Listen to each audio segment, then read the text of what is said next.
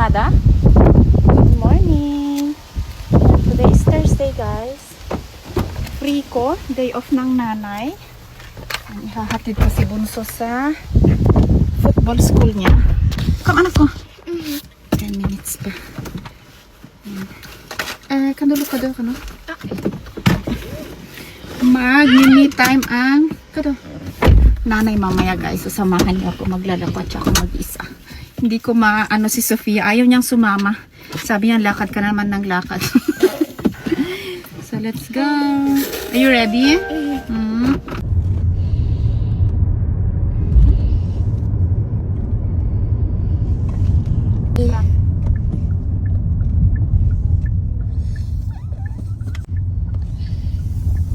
Ska mamma hämta dig till Pola?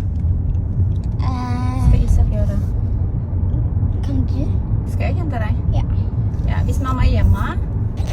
Oj, så här ambulansen. Sykebil. Jag filmar sykebilen. Hur gjorde du det? Ja. Jag kan köpa Det är att de samlas liksom alla sammen. Ja, Ja. kosteg massa. Love you. Snackis. Ha det. Hara. Tingnan nyo naman yan, guys. Yung bunso ko.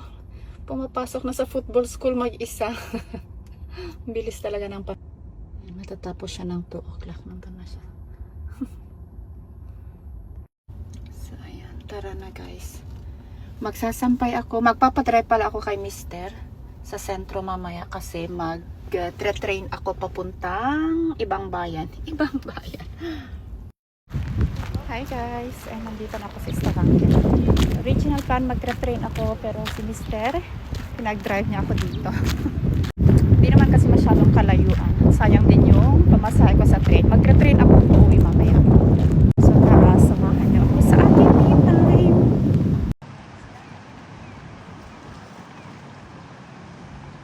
May festival ngayon dito. Glamat kung tawagin. Ayan.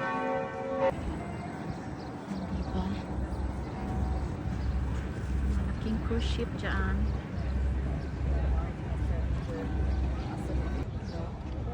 Mga iba-ibang lengguwahe itong naririnig ko. Daming mga turista.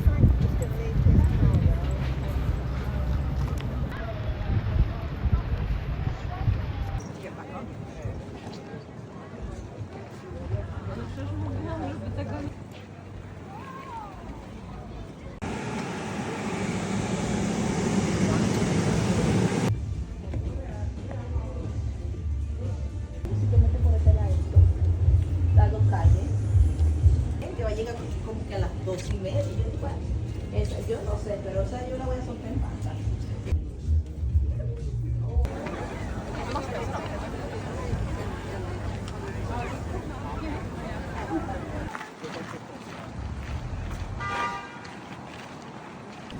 Ayan guys, papunta na ako ng train station.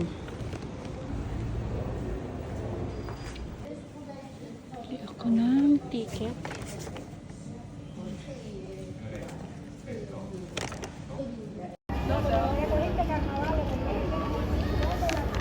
Nag-aantay na lang tayo ng train, guys. Hindi na ako nakipila sa yung mga stalls na nagtitinda ng mga pagkain kasi ang dami-daming pila, ang haba-haba. Nakakapagod din palang maglakad siya. Pero sulit na sulit kapag me time ako. Sana tama tong train na kukunin ko.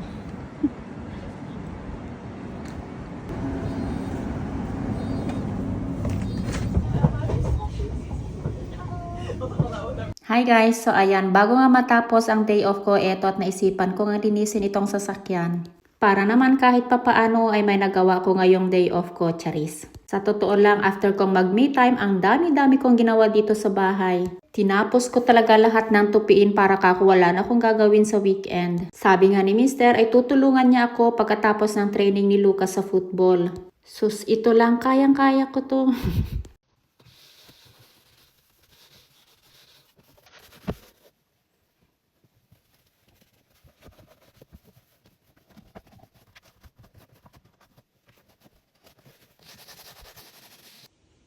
Okay na to. Ayan guys, dahil masipag ako, deserve ko to. Reward ko ito sa self ko. Reward. Mag-ice cream. Anong oras na?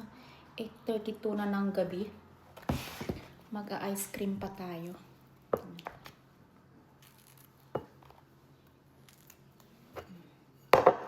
Yan natin ang strawberries.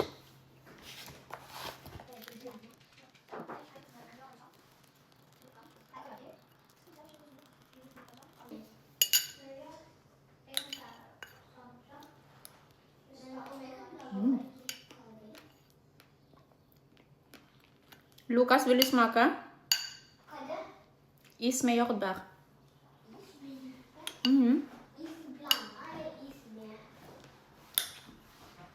Oh, chocolade.